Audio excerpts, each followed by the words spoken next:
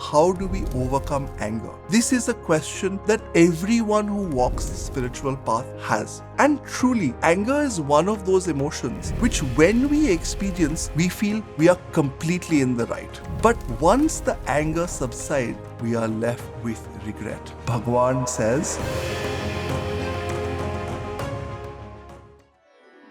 Bhagavad Gita is a revolutionary text. In this, Bhagwan takes so many concepts that are intrinsic in the Vedas and clarifies them for the ages. One such concept is the concept of karma.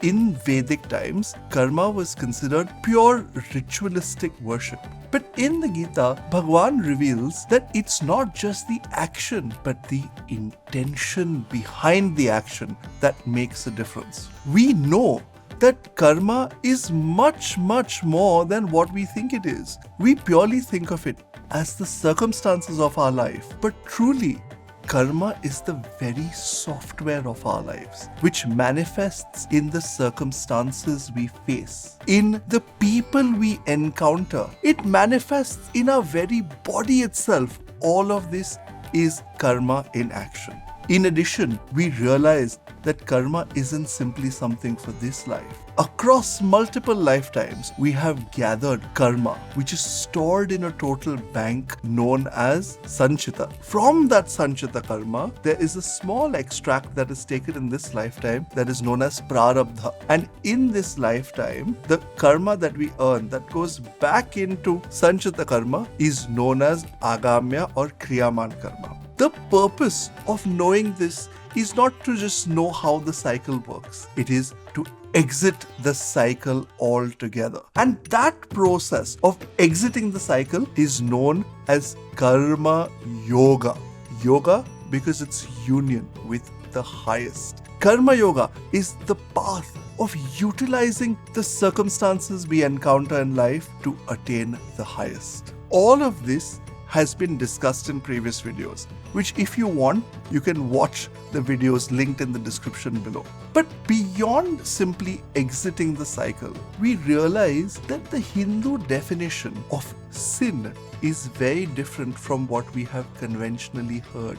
Hinduism has no concept that someone who has sinned is forever a sinner. In fact, in our culture, every sinner has the possibility to evolve. The only sin is to remain in this cycle of karma without exiting. It is in this context that Arjuna asks Bhagwan the following question. Asakyena prayuktoyam papam charati purushaha anichannapi varshneya baladiva niyojitaha. Impelled by what does man commit sin, though against his wishes, O Varshneya, constrained as it were by force? Impelled by what does man commit the sin of identifying with this limited ego? This is not just a question for Arjuna. It is a question for all of us. Because we all know the message of the Bhagavad Gita. We all have high spiritual ideals, but it becomes hard to stick to them. In fact, when Arjuna asks this question, in Bhagwan's response, he acknowledges this limitation of our human mind. Bhagwan accepts us despite of this limitation. We may reject ourselves, but Bhagwan does not. Kama esha krodha eshaha rajo guna samudbhavaha mahashano mahapapma vidyena miha vairinam.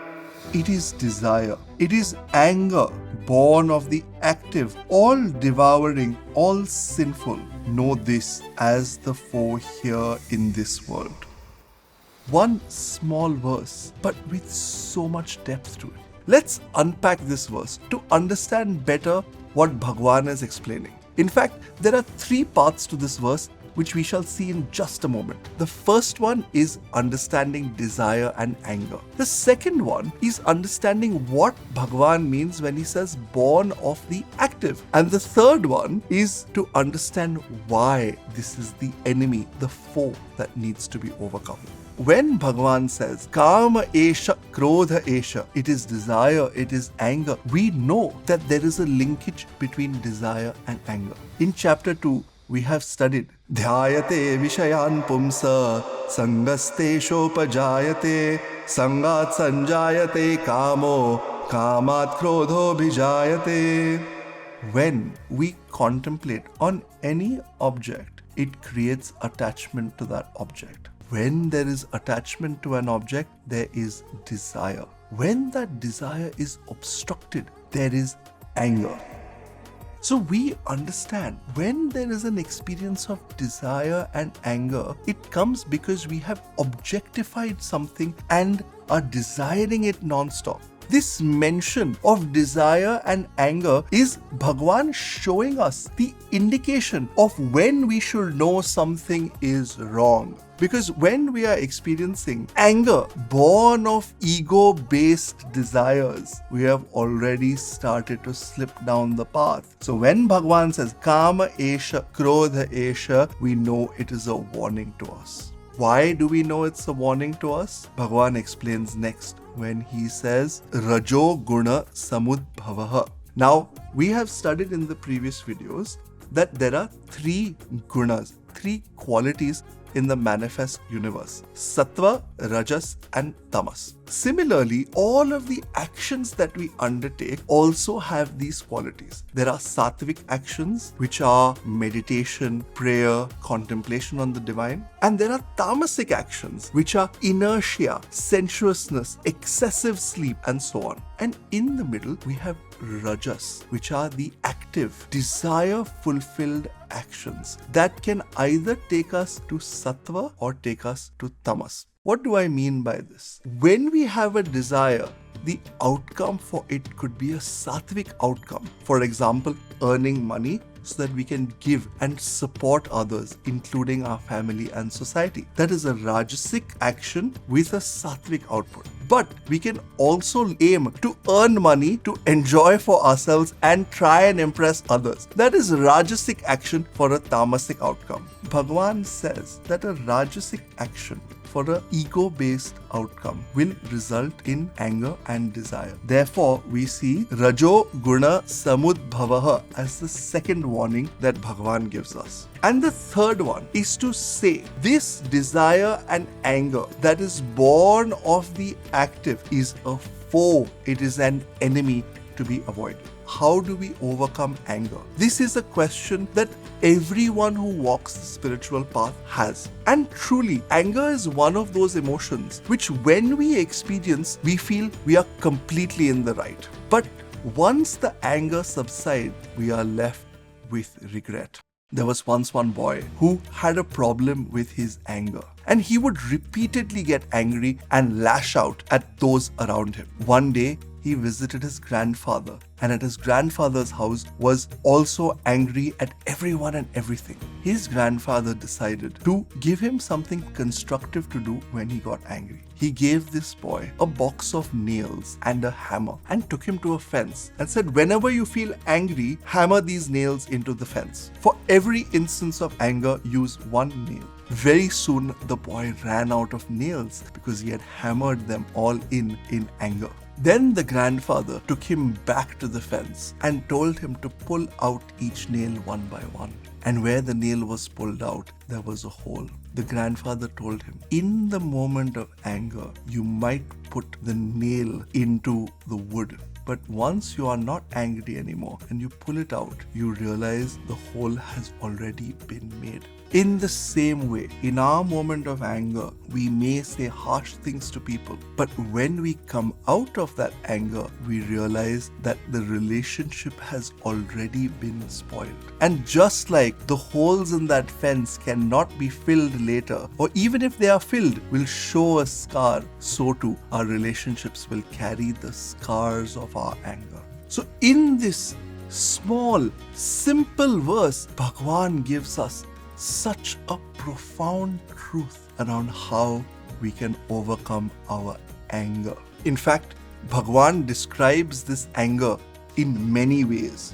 As fire is enveloped by smoke, as a mirror by dust, as an embryo by the womb, so too this wisdom is enveloped by that desire or anger. Enveloped, O son of Kunti, is wisdom by this constant enemy of the wise in the form of desire, which is difficult to appease. The senses, the mind, and the intellect are said to be its seats. Through these, it deludes the embodied by veiling his wisdom.